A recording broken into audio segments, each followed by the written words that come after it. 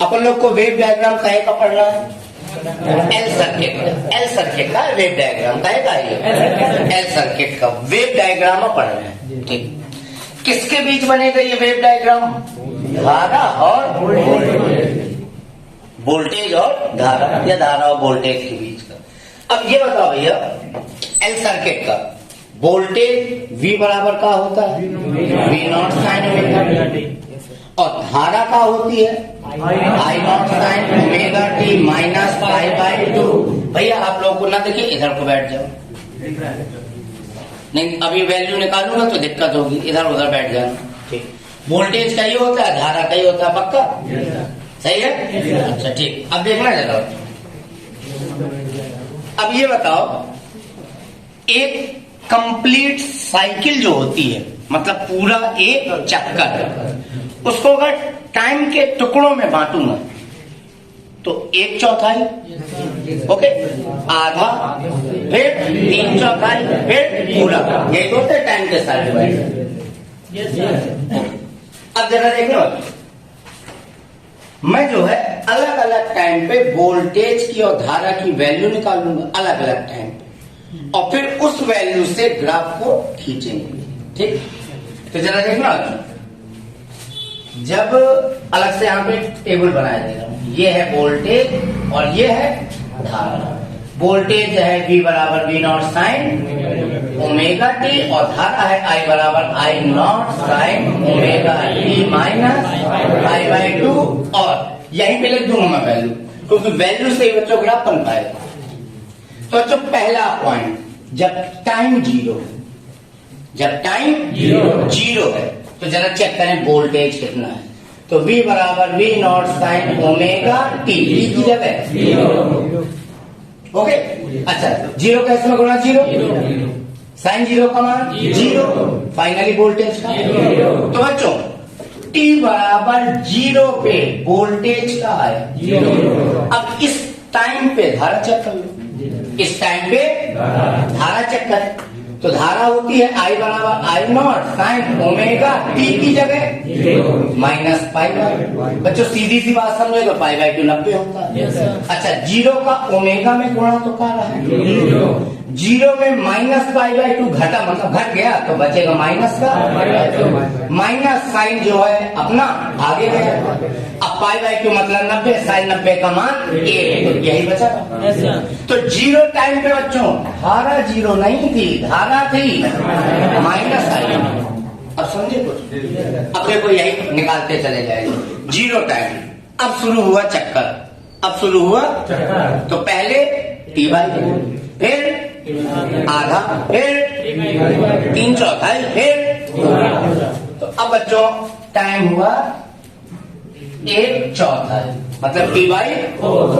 अब चेक करो T by 4 पे वोल्टेज, तो V बराबर बच्चों V not sine omega T, और टी की जगह टी बाई 4।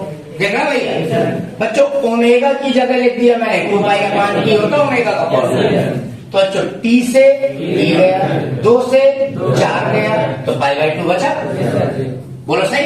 अब साइन पाई बाई 2 यानी साइन 90, साइन 90 का मान 1, तो V बराबर का है। तो बच्चों इस टाइम पे वोल्टेज कितना है? V not. अब चेक कर लो धारा।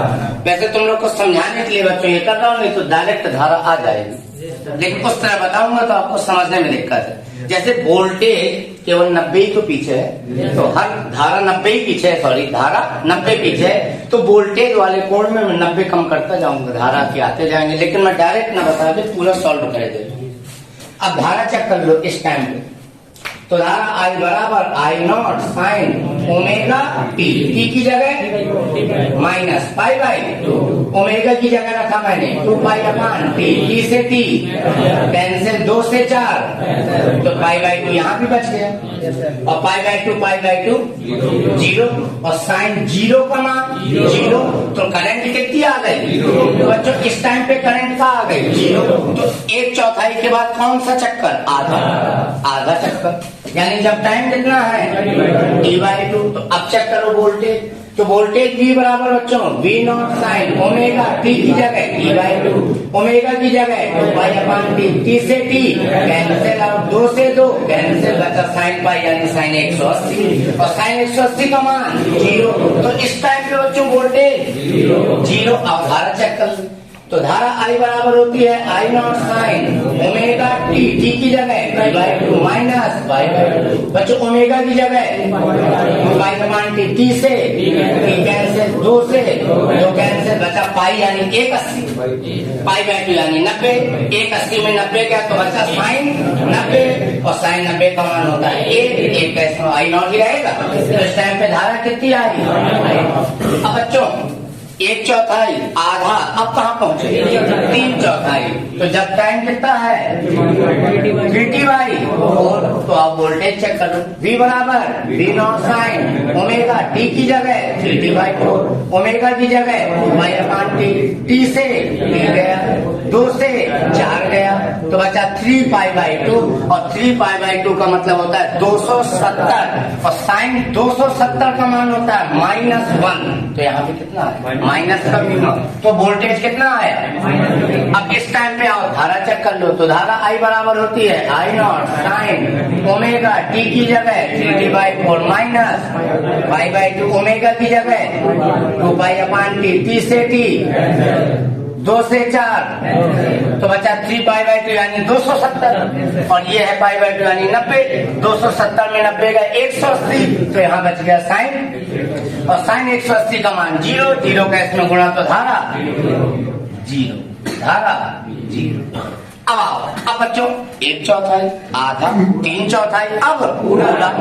तो अब जब टाइम t बराबर कितना है कैपिटल T, तो आप वोल्टेज चेक करें, तो वोल्टेज V बराबर V not sine omega T, T की जगह कैपिटल T, ओमेगा की जगह 2π/T, T से T कैंसिल, तो बचा 360, और 360 का मान 0, तो वोल्टेज कितना आ गया?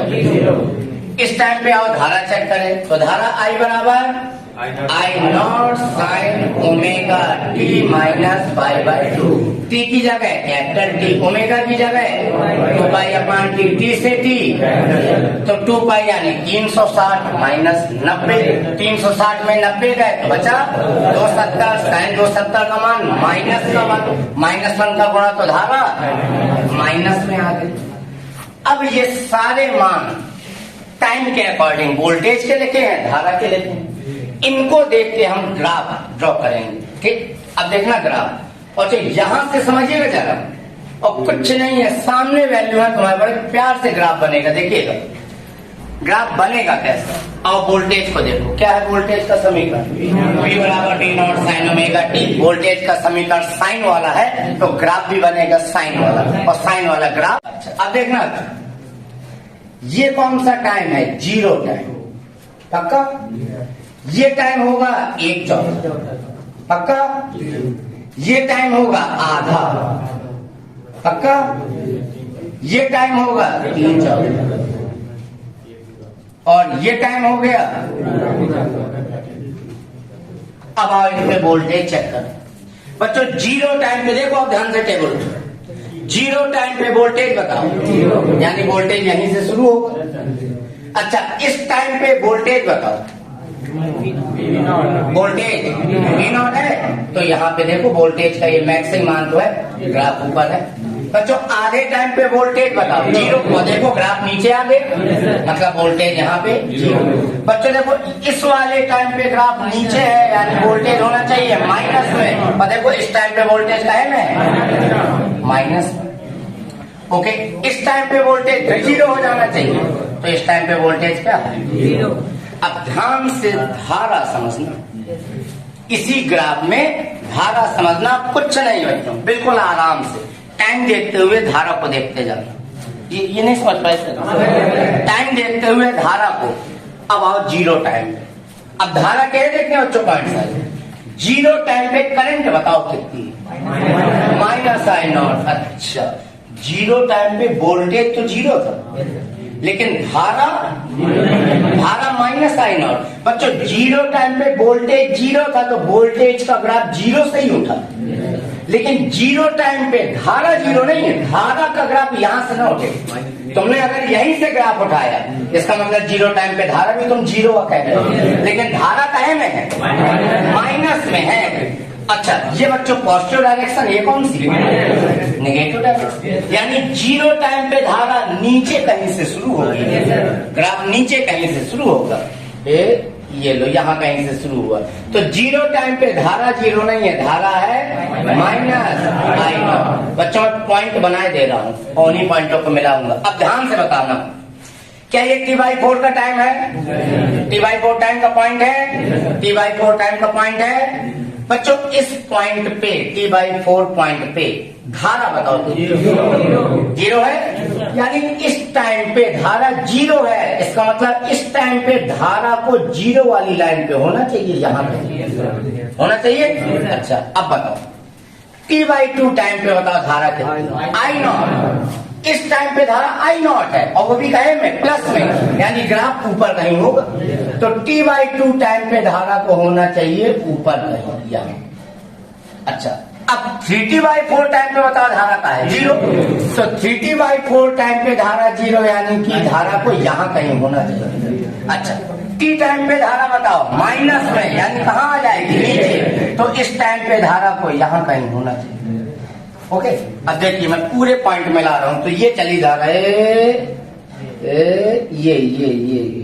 ये चल रही धारा के पॉइंट है ना बच्चों, ये चल रही धारा, ये चल रही धारा, ये अरे बेटा यही है, कहीं नहीं है। ये देखो, अच्छा T/4 टाइम पे देखो धारा जीरो। बच्चों T/2 टाइम पे धारा आई नॉट। बच्चों 3T/4 टाइम पे धारा जीरो। बच्चों T टाइम पे धारा माइनस आई नॉट। और एक बहुत विशेष पॉइंट ये कि बच्चों देखो, धारा का पीक पॉइंट अधिकतम मान वोल्टेज के अधिकतम मान से कम ही है। ग्राफ बनाने में इस चीज का मैंने ध्यान दिया है कि वोल्टेज से धारा नीचे ही रहेगी हर बार। यहाँ का पॉइंट देख लो, यहाँ का पॉइंट देख लो। ओके ये है बच्चों एल सर्किट में वोल्टेज और धारा के बीच ग्राफ। आपको अगर ये टेबल समझ में आ गई तो ग्राफ समझ में आ गया, पक्का है ना? आ गया। अब बना डालिए, ठीक है भाई।